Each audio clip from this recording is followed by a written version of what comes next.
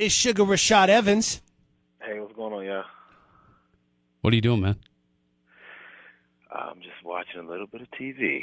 Oh, is that what the superstar does? The champion? We are the champions, my friends.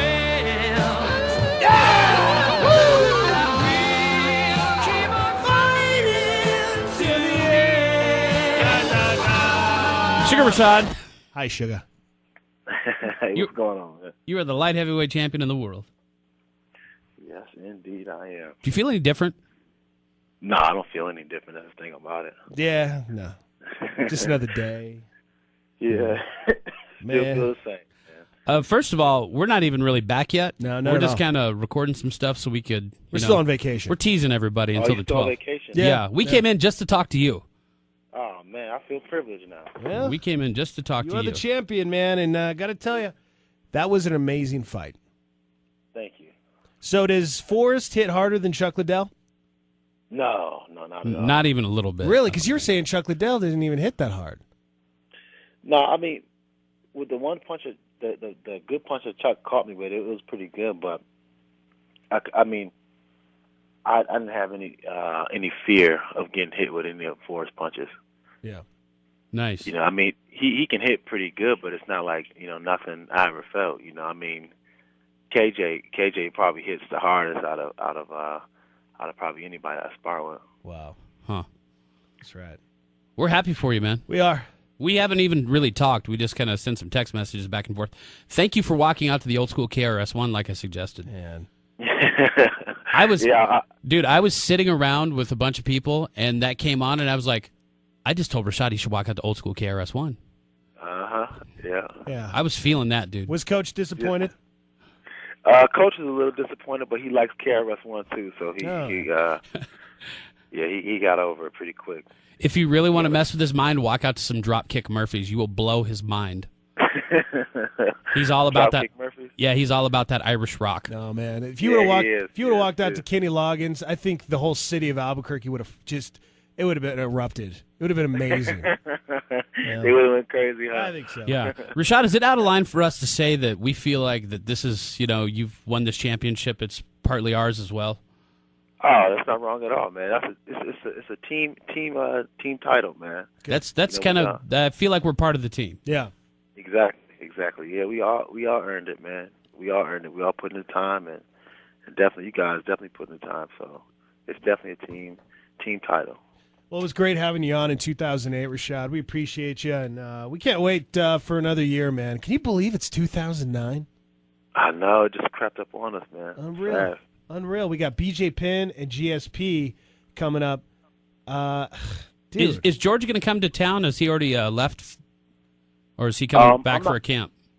I'm not sure if he's going to come back to town. He was here earlier during my camp, but I'm not sure if he's going to stay in Montreal. See, George is the kind of guy that he doesn't like to move around too much when he's in camp, so I'm not sure if he's going to come down to that.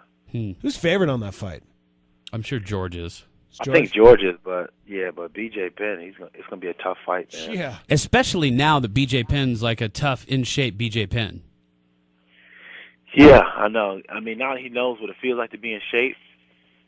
We'll see. We'll see what he can do against George. But George always comes in like excellent shape. So He's a monster, yeah. BJ gave him a hard time last time, though, they fought. he did. I think it kind of surprised George. George didn't expect his speed. He wasn't ready for his speed, and I think that fast jab and the uppercut bloodied him up and threw his timing off, and he didn't really know what to do. But when George started to take him down and kind of make the fight a little bit uglier, then he started to pull away. Yeah. So what happened after you had your big win? Where was your after party? Where'd you go? It was at Priv at the Planet Hollywood, and it was weird because I was really excited that I won and everything, but it was just overwhelming. It was just so overwhelming. Like everybody wanted to take pictures, and everybody's so excited, and I was excited too. But I just got done from getting hit in the head for about 2-3 rounds.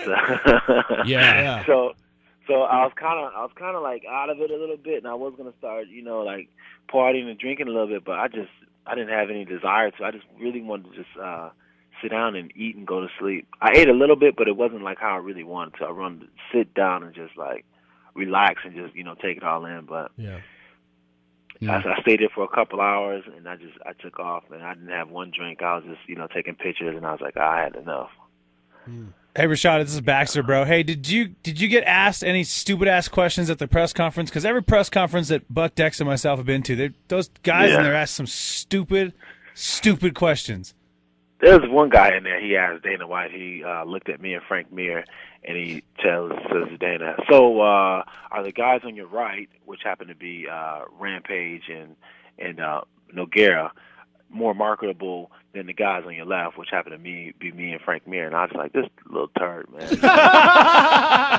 You should have just went all crazy on him, dude. Yeah, like, man. Turn into Terrell Owens in a press conference and go nuts. Start crying for I the wanted quarterback. to, but I was wearing a suit. So when you wear a suit, you gotta kind of you gotta uphold a certain standard. Yeah, which, by the way, you've looked sharp during all of your press stuff. You did. By You the look way. great. Hey, I'm trying to do how we do it in Albuquerque, baby. We gotta That's look right. smooth everywhere we go. That's That's right. right. That's right. How about Rampage? Was he the usual, the funny guy at the press conference? After the press conference, the first press conference, he was a nervous Nelly, man. He was. I thought he was gonna go out there and get the brakes beat off him because he looked so nervous, and he didn't look like himself. He didn't have any jokes, and he would seem just very, very solemn and just really to himself. Vanderlei said the illest line at the press conference. He was like, "Dana White, tomorrow you might as well just he said you might as well make out the knock of the night check to me because I'm about to knock Rampage out." Wow. And when he said that, Rampage is kind of like turtled a little bit. He looked like he was a little scared, and then he just kind of like shook his head. And I was like, "Oh man, I hope Vanderlei is not. I mean, I hope Rampage don't go in there scared of him, man." Yeah. Yeah. I don't get Rampage Jackson because he like puts his head down and he's like just kind of swings for the fences, and it looked like he wasn't even looking when he threw that punch. No, he wasn't. It's an old boxing technique, when you kind of learn it when you first start boxing. Is whenever somebody hits you with, say they hit you with their right hand and you block it with your left arm, you immediately throw your left because you know that he's not covering up. And he's still within your distance, with your range. Yeah, right. And he caught Chuck Liddell with his, Same thing, same exact punch. Yeah. So. Huh. That's his thing, with that, and because the way he blocks so high. He does that. It's called like a shampoo block. It's like he's shampooing his hair, and he covers up. He really can't see anything. He only can see maybe your first punch. So that's the kind of guy you hit like a 3-punch combination on and make the third punch be the hardest, and just the other two just kind of touch him. Yeah. Nice. Well, speaking of knockouts, congratulations. I was watching Inside MMA, and you got knockout of the year. Yeah. That's crazy, man. I know. That's awesome. Did they send you the little bobblehead of Boss Rutan? No, they didn't send me anything. They didn't even get my address, man. They're supposed to send you the little bobblehead of Boss Rutan. Everybody got a little bobblehead of Boss Rutan. And you yeah? Yeah, and you got knockout of the year. I was actually just looking on the UFC website, too, and it said, what is this? The highly unofficial 2008 UFC Awards, The Fighters, and you were number 1. That's awesome. So, congratulations, You man. Quite an honor. That's quite an honor. I'm really excited for you, man. I'm really happy for you. You deserve everything man. you're getting. So. For sure. But honestly speaking, man, I really couldn't do anything without the great team that I have around me. I got a great strength and conditioning coach out there, Chris Luttrell, who made sure my body was in shape, and then Coach Jackson and Coach Mike Winklejohn. Those guys definitely put in the time to make it so when I go out there, I'm definitely prepared.